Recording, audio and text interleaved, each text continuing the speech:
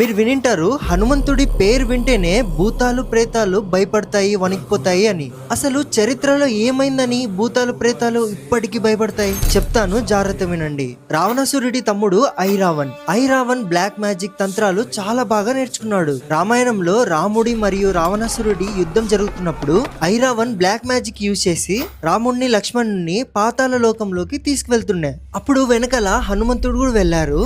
ఐరావణ్ణి హనుమంతుడు ఎంత కొడుతున్నా ఇక్కడ చనిపోతున్నాడు, మళ్ళీ అక్కడ బతుకుతున్నాడు. హనుమంతుడికి అర్థమైతుంది ఇదేదో బ్లాక్ మ్యాజిక్ జరుగుతుంది నాతో అని. అప్పుడు తెలుసుకుంటాడు హనుమంతుడు 5 దిక్కుల్లో ఉన్న దీపాలు ఒకేసారి ఆర్పితే ఐరావణ్ణి చంపచ్చు అని. కానీ 5 దిక్కుల్లో ఉన్న 5 దీపాలు ఒకేసారి ఎలా ఆర్పాలి? అప్పుడే హనుమంతుడు రౌద్ర రూపాన్ని ధరిస్తారు, పంచముఖి హనుమాన్.